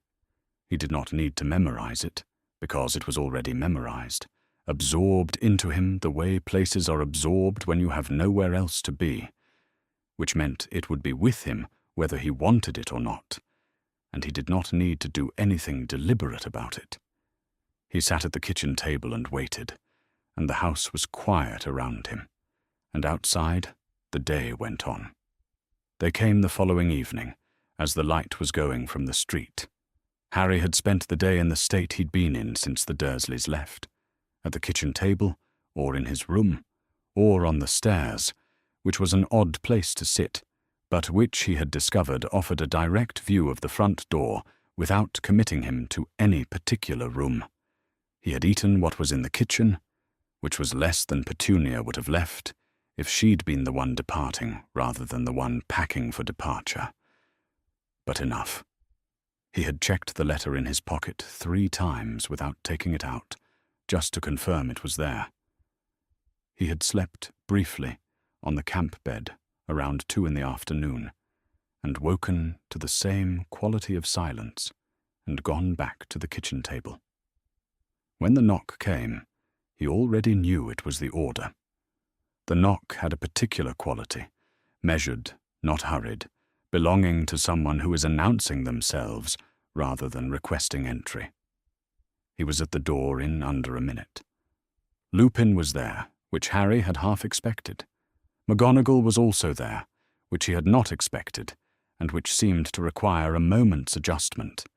She was so precisely associated in his mind with Hogwarts, with the particular regulated authority of the castle and the way she moved through its corridors, that seeing her on a suburban front step in Little Whinging was like seeing a piece of furniture in the wrong room. She was wearing robes rather than Muggle clothes, which Harry suspected was a deliberate choice rather than an oversight. She looked at him the way she always looked at him, directly, with the full attention of someone who is taking stock rather than simply looking. "Potter," she said. "Professor," he said. She stepped inside. He watched her take in the house. It was a brief assessment, her eyes moving through the hallway, into the kitchen, noting the space and the order of it, and the particular way the house had been made anonymous in preparation for being vacated.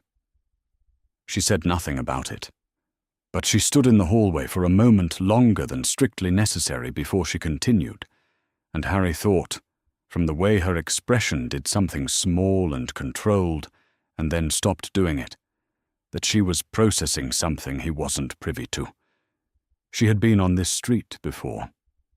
He knew that from the stories, from what he'd been told about the night of 1st November 1981, about Dumbledore and McGonagall meeting on the corner while he was still inside, about her sitting in cat form on a garden wall, watching the Dursleys all day, and coming to a conclusion she had then shared with Dumbledore, which was that these were exactly the wrong sort of people to leave a child with. She had said it plainly, in the language she used for things she was certain of. She had been overruled for reasons that had seemed sufficient at the time. He thought about what it cost her to be overruled about something like that and turn out to have been right. He thought she probably didn't let herself think about it in quite those terms. She would have filed it under. Things that needed to happen as they did, for the protection to work. This was almost certainly correct. He didn't think it made it any simpler. "We have about an hour," she said, which was efficient, and addressed him directly, which he appreciated. "I'll need to go through the departure details with you. But first, is there anything here you need to retrieve?" "Trunk's at the top of the stairs," Harry said. "I've got everything." She nodded. "Then, Remus will go over the logistics with you. I'd like a moment to look at the rest of the house." She said this without explaining why, and Harry thought that her reasons were probably private in the way that most of McGonagall's reasons were private, and that asking would be intrusive. So he didn't ask.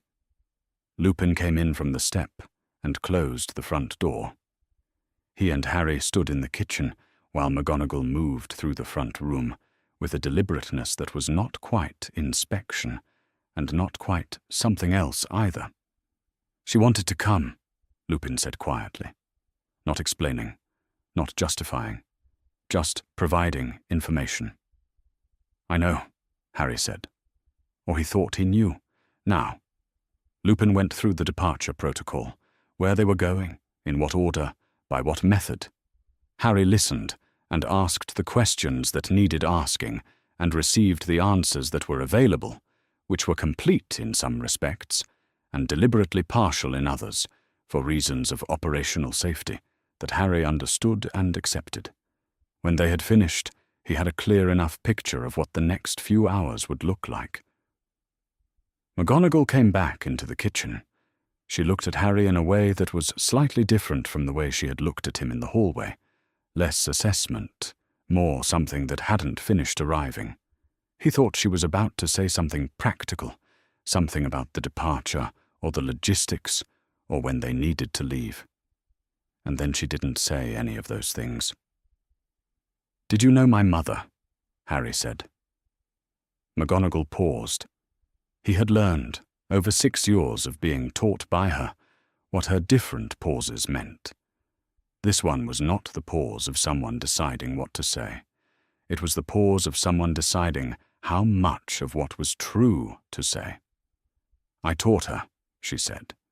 "She was one of the most gifted students I ever taught." She said this carefully, in the particular register she used for precise statements, the one where the words she chose were exactly the words she meant, no more and no less. "I know she was good at charms," Harry said. "And potions, Lupin told me." He stopped. "I meant, what was she like? As a person, not what she was good at." McGonagall looked at him for a moment. Then she said, "She laughed at things that weren't funny, yet." The sentence arrived complete. Harry didn't say anything. He was thinking about Lupin. She would drag the marauders into finding things funny, even when they were frightened. She thought it was dangerous to stop. He was thinking about the letter. "I have red hair, and an inexcusable fondness for arguing with people I care about." He was thinking about the photograph of the 2 sisters laughing at something out of frame, neither of them unhappy, both of them still ahead of whatever came next. "Yes," he said. "I think that's right." McGonagall's expression did the small controlled thing again, and then she looked away, and then she said something brisk about the departure window, and the moment was over. But it had happened, and he had it. He looked at Lupin. Lupin nodded once, a small, complete gesture that meant, "I know," and "It's enough," and "Yes." They didn't need anything more than that. They had sat at a kitchen table together and Harry had read him Lily's handwriting, and Lupin had told him who she was, and the conversation they'd needed to have had been had, and what came after it was what would come after it. The nod was sufficient. Harry nodded back. They left at dusk. Harry picked up his trunk at the top of the stairs and carried it down, and McGonagall took it from him at the bottom with a gesture that brooked no discussion, and reduced it to something she could manage with one hand, and they went out the front door. Number 4, Privet Drive. He did not look back at it. He had lived there for 16 summers, in the small bedroom on the second floor with the camp bed, and the desk and the wardrobe that communicated tolerance. He had been told every summer that he was an imposition, and had eaten what was left after the Dursleys had finished, and had spent hours at the kitchen sink, and had grown up in the shadow of a family's particular and sustained smallness. He had also, 3 days ago, sat at the kitchen table of that house at 2 a.m, while Petunia Dursley told him why she had kept a sealed letter for 16 years, and cried without turning around. He had stood on the front step that morning and watched a car disappear around the corner, and seen Petunia look back through the glass. He did not need to look back. The house was already completely inside him. It had been inside him since before he could remember, and it would go with him whether he wanted it to or not, and he did not need to make a ceremony of its exterior. He had the letter in his pocket. He had the key. He had what he had come for, and more than he had come for, and it was enough to carry what was carried and leave everything else behind. He walked down the front path. He did not look back. He walked to the corner of Privet Drive and turned onto the next street, where the Order was waiting, and the summer evening was warm and the light was almost gone, and he went with them into the dark. They were 7 minutes into the flight when the sky filled with them. Harry didn't see them coming. That was the first thing. You never saw them coming. Not when there were this many. Not when they came from every direction at once. One moment the convoy was moving through the dark. The escort spread around him, broomsticks and thestrals and the motorcycle's enormous engine somewhere to his left. The next moment, the air was full of green light and the sound of curses being cast at volume and someone shouting to break formation. Break formation, now. He broke formation. He moved on instinct because there was no time for anything else, ducked left, felt something pass close enough that he could hear it, something that the air tried to close around and couldn't. The convoy splintered. That was what a convoy did when it was hit from multiple directions simultaneously. It splintered, each piece trying to survive independently, and you hoped the pieces reassembled at the other end, and you kept moving. He kept moving. The sky was enormous and black and lit intermittently with the particular cold green of killing curses, which was a color that Harry's nervous system had been trained to respond to since he was 15 months old, in a way that bypassed thought and went straight to the body. He moved away from each flash. He moved toward nothing. Not yet. There was no toward yet. There was only the away. Keep moving. Keep moving. Something struck the left side of his shoulder. Not a killing curse. Something else. Something that felt like pressure and fire and pressure again. And he lost his grip. He fell. Not far. Not long enough to be fatal. Not in the way that the other kind would have been fatal. But he fell, and the ground came up in his awareness with a certainty that was different from abstract knowledge of its existence. And in the second, between losing his grip and grabbing the next thing that was there to grab, a strap, a harness, something he didn't identify and didn't need to, the letter was in his mind. Not the whole letter, just the last thing.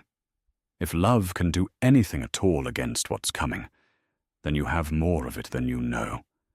It didn't change the physics. He knew that. He knew that love was not a physical force, and that it didn't affect the trajectory of a body in free fall, and that Lily had probably not meant the sentence literally. But the thing that the sentence did was something different from what physics did, and what it did was this. It was there, in the moment when nothing else was, and it changed whether he reached for the handhold. He reached for it. He got it. He pulled himself back up, and there was no time to think about what had just happened, so he didn't think about what had just happened, and he moved in a direction that took him away from the green lights and toward the part of the sky where the convoy was trying to reconstitute itself from its splintered pieces. He saw Lupin. Lupin was about 30 yards ahead of him, moving through the air with the focus of someone doing several things at once, deflecting, returning fire, keeping himself between Harry and whoever was behind Harry, doing all of this with the particular economy of a person who has been in dangerous situations often enough to stop wasting effort on the ones that don't need effort. His face, when Harry caught a glimpse of it in the flash of a counter-curse, was completely concentrated, not frightened, not reckless, simply engaged with the problem of survival.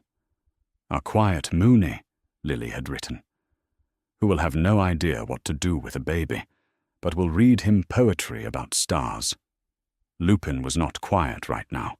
He was loud in the way that effective people in combat are loud, precisely, specifically, at the exact moment that volume was required, and not a moment more. And he was moving through the dark sky with the kind of competence that meant he'd been doing this long enough to know exactly how much he could control and exactly how much he couldn't, and he was controlling everything he could. He was what Lily's world had produced. He was the quiet Moony who had learned to be loud when it was necessary, who had kept showing up to meetings and kept taking on assignments and kept doing the thing that needed doing, 37 years old and still here, still fighting for the world she'd died in.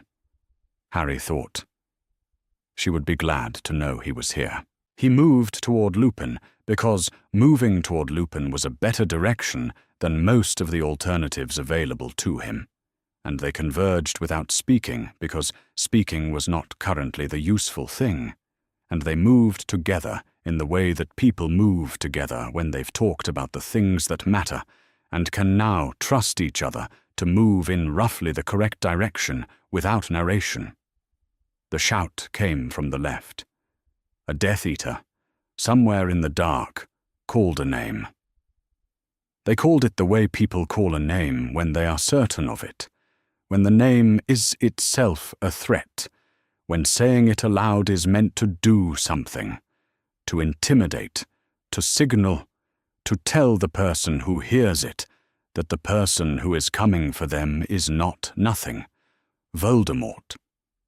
They called it as an announcement of approach, a declaration that whatever was coming was being directed by that name, and that the name was supposed to mean something about the magnitude of it. Harry heard it, as he had heard it many times, and felt his chest close around it, as it always did. But something else was also there this time, something that was new, and that he hadn't had the previous times. He turned his attention to it quickly, in the same way you identify a sound in the dark to assess whether it requires action. He was not fighting for abstractions. He had always been told what he was fighting for the wizarding world, for people who would never know his name, for a version of the future that was possible if he lived and impossible if he didn't. These were true things, and he believed them. But they had always been large and shapeless, and they lived in his head rather than in his body. What was in his body was this: Lily's letter, in his inner pocket, against his chest. And Lily had loved him before she knew what he would be, before she knew about the prophecy, before she knew about the Horcruxes, before any of the things that made him specific and legible as a person to the world that had built a war around him. She had written a letter to her son, and she had said, "I love you, Harry James Potter." And the Harry James Potter she said it to hadn't done anything yet to earn it. He had been 15 months old. He had not yet survived anything. He had only existed, and she had loved him, and she had been killed, making sure he could go on existing, and she had thought that love was something worth naming in the last letter she expected to matter. The prophecy was still true. He knew that. It was still true, and he still had to fulfill it, and none of what he was thinking changed the requirement. But the prophecy had named him in terms of power and destiny, and the one with the power to vanquish, and those were not the terms in which Lily had named him. She had named him in terms of himself, in terms of a person she had known before he was a symbol. He thought, that is not nothing. He thought, that might be the thing that keeps me doing this when nothing else is enough. He moved through the dark and kept his wand up and kept his eyes moving and did the things that kept him alive, and the convoy came back together, piece by piece, finding each other in the dark by the colors of their lights and the shouts of recognition, and the Death Eaters fell back, not defeated, not routed, just retreating to a distance that meant the cost of continuing wasn't worth it yet, and the ground was below them again, and they were descending. He came down on a hillside he didn't recognize. He landed hard, and his knee took the impact badly, and he was on the ground before he'd quite decided to be. And he stayed there for a moment, breathing. Around him, the sounds of the convoy reconstituting, voices checking in, the particular kind of controlled urgency that meant, this isn't over, but this part is. He put his hand on his jacket. He pressed his fingers against the inner pocket and felt the letter there, the familiar fold of it, the particular weight of 2 pages of Lily's handwriting, and left his hand there for a moment, just holding it. Paper. It had survived everything he'd just flown through. It had survived the hit and the fall and the recovery and the flight through the dark and the descent, folded and intact in the pocket against his chest, which was exactly where it was supposed to be. He found this faintly absurd in the way that true things are sometimes absurd, the universe not caring about the significance of what it preserved and what it didn't, just preserving whatever was in the right place when the right place turned out to matter. He found it comforting anyway, not because it was logical, because it was there. The safe house was quiet in the way that places are quiet after a great deal of noise, not simply the absence of sound, but the particular weighted hush of a space still adjusting to the shift. Voices in the next room, low and occasional. Footsteps on the floor above. A door somewhere. Harry sat in a corner of the kitchen that smelled of old wood and something herbal he couldn't name, and let the adrenaline finish leaving him. It took a while. The body, he had noticed, was not quick to believe that it was over. Even when the immediate danger had passed, the blood stayed up. The ears continued scanning for the wrong sound. The hand stayed too close to the wand. He let this happen. He had learned, over the years, that fighting it made it worse. You waited, and eventually the body decided to believe you. He thought about what the letter had changed. Not the war. The war was the same as it had been this morning, before the convoy scattered in the dark sky over England, before someone shouted a name, and he felt something different than what he had felt every other time he'd heard it. Voldemort was still alive. The Horcruxes still needed finding. The prophecy was still the same sentence it had always been. Either must die at the hand of the other, and it did not care what Harry knew about his mother or what she had thought about people she loved. It was not the kind of sentence that adjusted for new information. None of that had changed. What had changed was this. He knew who he was of, not only what he was for. He thought about what Lily had hoped for him. He had read the letter enough times now that he could walk through it without opening it, could find each section from memory, could hear the particular quality of each thought. She had hoped his eyes gave him no trouble. She had hoped he had his father's nerve, and not his father's approach to cooking. She had hoped he had friends who argued with him, who dragged him toward things even when he was reluctant, who told him when he was being an idiot and then stayed anyway. She had hoped he could find something to laugh at even in the dark, because she had believed, apparently, that it was dangerous to stop, that you had to keep insisting, even under conditions that made insisting very difficult, that there were things worth finding funny. He had friends who argued with him. He had been an idiot frequently, and they had stayed. He had, more than once, found something to laugh at in circumstances that did not obviously suggest laughter. He could not cook. He thought, she would have found that last part satisfying. He took the letter out. He sat in the corner of the kitchen in the safe house, and he read it, slowly, the way he had learned to read it over the past week, staying with each part until it was finished, not rushing toward the ending, because the ending would arrive. He read about the red hair and the fondness for arguing, and the green eyes that were, at last, hers as much as his. He read about James, who was brave in the infuriating way, who had died wandless in the hallway defending them. He read about Sirius, who was gone, who had been supposed to be raising him in some other version of events, who was still recklessly loving even on the page, even dead. He read about Lupin, who had no idea what to do with a baby, but would read him poetry about stars. And the thing he felt when he read that now was different from what he'd felt the first time, because now he had sat in a kitchen with Lupin and watched him read his own name in Lily's handwriting and stop.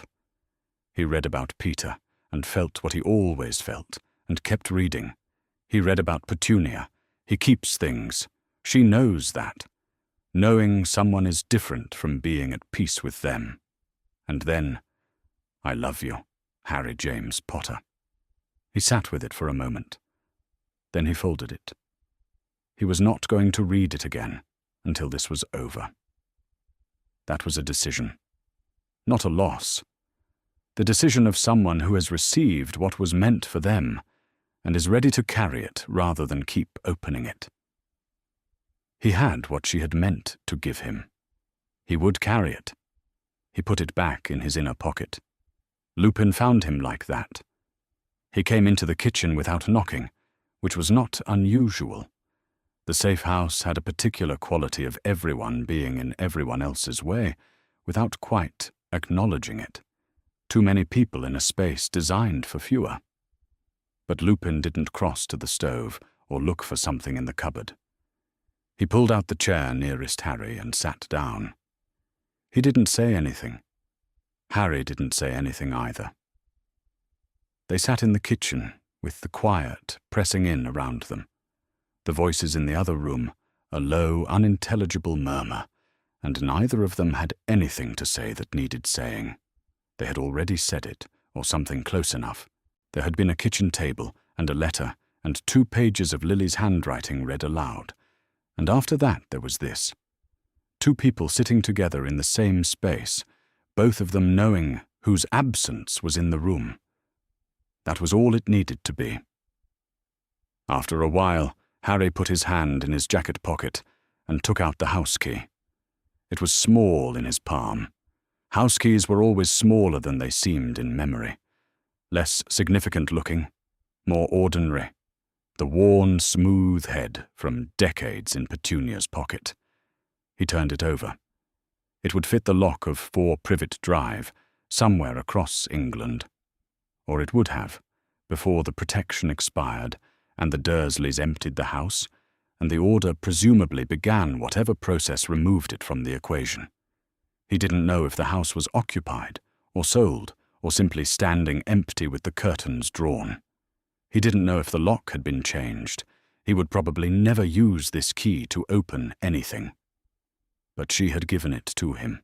He had stood on the front step and watched her press it into his hand, and he had said, "Thank you for keeping it," and she had known he didn't mean the key, and she had looked at him the way people look when they've been seen accurately. Lily had written, "She keeps things. She keeps everything that matters to her. I trust her." Lily had written that in 1981, and Petunia had proven her right in 2997 by doing exactly what Lily had predicted, and Harry had carried the letter and the key together in his pocket through a sky full of green light, and they had both survived. Lily knew her sister. She had been right. He put the key back in the pocket beside the letter. He felt them settle against each other, folded paper and worn metal, cool and familiar, and left his hand against his chest for a moment, just to register that they were there. Then he took out his wand, holly and phoenix feather, 11 inches.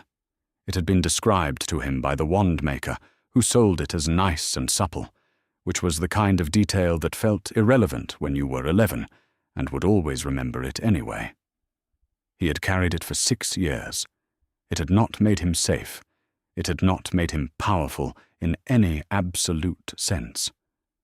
But it was his, in the way the letter was his, and the key was his, specific to him, chosen or arrived at through something that looked, from the outside, like coincidence, and felt, from the inside, like nothing he had adequate language for.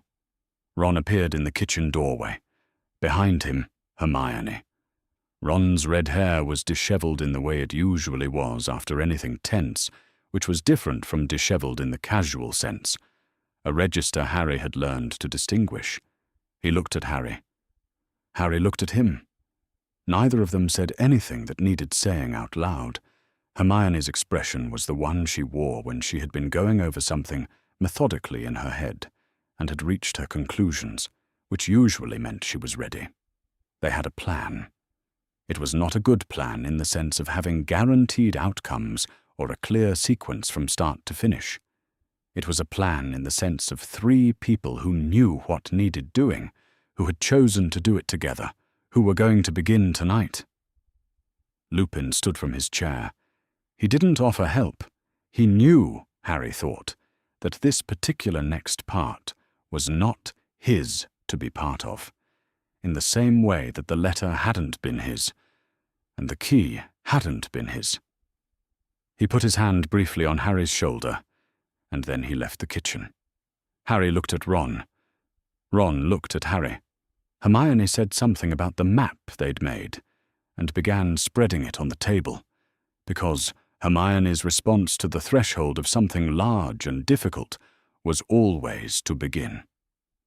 Harry's wand was in his hand. His mother's letter was in his pocket. The house key was beside it, and the night was outside the safe house windows, and the war was the same war it had always been. He had been told all his life what he was for. Tonight, for the first time,